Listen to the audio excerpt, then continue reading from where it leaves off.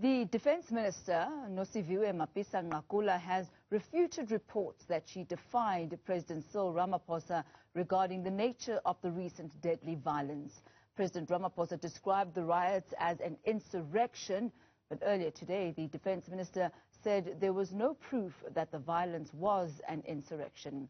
Nophisang says she would never contradict the President, adding that her description of the riots as being counter-revolutionary points to an insurrection. Let's listen in. The President has spoken. It was an attempted insurrection, okay? And I confined myself to counter-revolution but ultimately remember, any element of counter-revolution ultimately may as well lead to an insurrection in a country. Because counter-revolution is about doing all manner of things which are meant to undermine the authority of the state, which are meant to undermine our democratic country. So if you do that, you may as well tomorrow mobilize everybody and say, look, this is the direction we are taking. And I think when I made that point, that was the point I was making. There was never, and I want to repeat this, never a deliberate or even a mischief on my side to deliberately contradict the Commander-in-Chief, particularly because I am a member of the National Security Council. Not only that, I do provide reports on behalf of my team to the National Security Council. So any suggestion of deliberately contradicting the Commander-in-Chief, I believe is mischievous.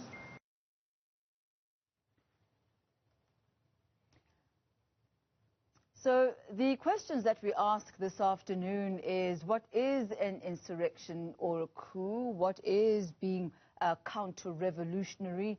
And what is what we experienced last week? Where does it fall within the gamut of those three words?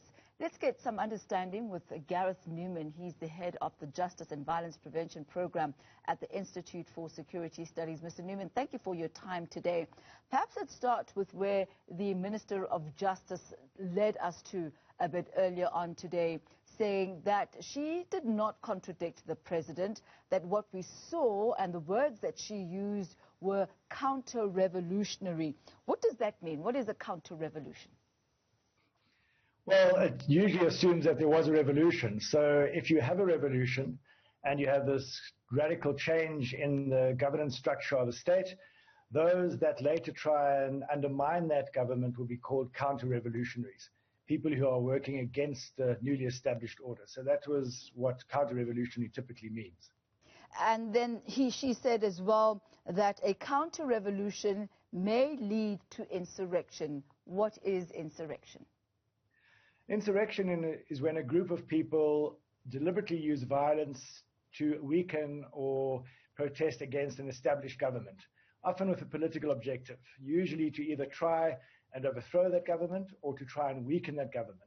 So it's groups of people who deliberately use and plan to use violence in order to achieve some kind of political objective. Which then leads us to the third definition, that of a coup.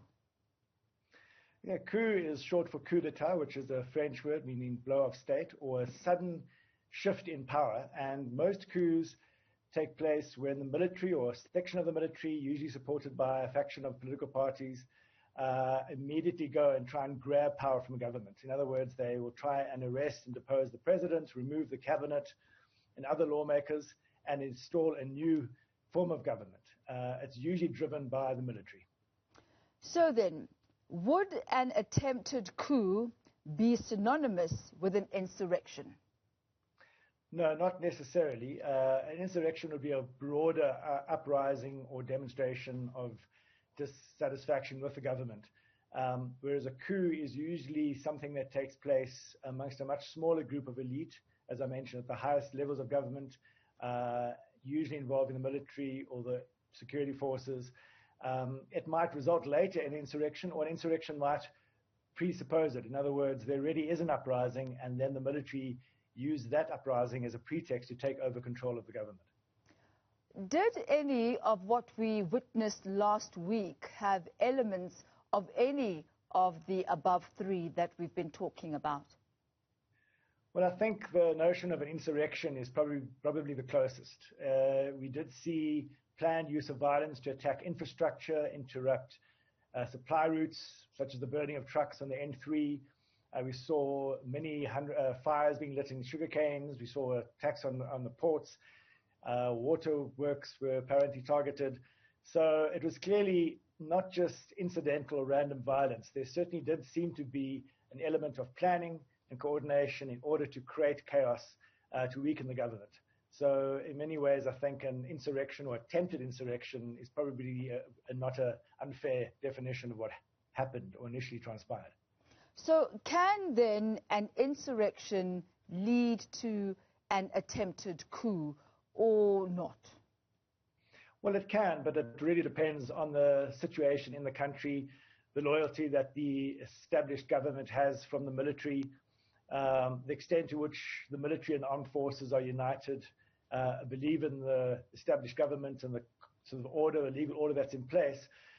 So it may, and in some cases can, but I don't think that's really a situation in South Africa. We did not see, for example, any part of the military or the armed forces joining in the insurrection, actively trying to attack buildings or trying to remove the president.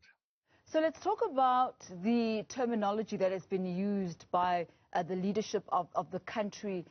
What does that reveal about an understanding, perhaps, of what we have seen in the country, and even an understanding of what those particular terms may mean in this particular context?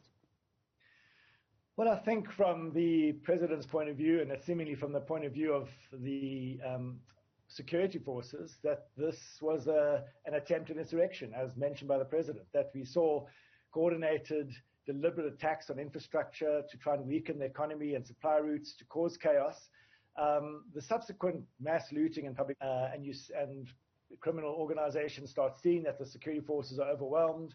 They might then start attacking and looting shops and factories and businesses close to where they operate. And then large numbers of people, for whatever reason, because they might be hungry or desperate, or just because there's an opportunity, join in the looting. But it's not, what we saw was not a popular uprising or a popular public display of anger at the government for any political reason.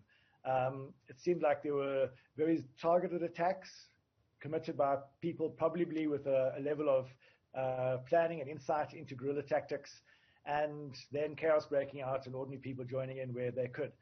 So it really wasn't a very, as I say, a popular uprising in support of one cause or another. Communication, Mr. Newman, is very important, especially in times of chaos or intense pressure. How do we find ourselves in a situation where there seems to be a lack of communication from the security cluster as well as the presidency? How ought this to have been handled, this from your perspective as the Institute of Security Studies? Well, ideally, once the president has spoken and defined what has happened, you'd imagine that his cabinet colleagues would fall behind and support that. One would assume, and certainly that was the indication given, that he is acting on information provided to him by his intelligence services, by the military, by the police, and that is the definition that they're using to describe what happened. Of course, we in independent spaces can debate that and argue or discuss it, but once that pronouncement has been made, the cabinet should then stand behind the president in order to show solidarity with the way to move forward. That a minister then came out and contradicted that or suggested something else had taken place. No less than the Minister of Defense suggests that there are a range of other political dynamics at play, and the president would probably be wise to be alerted to that. It might seem that there might be groups within the political party, the governing party, that don't like the term insurrection because it might point to certain political forces within the ANC structures.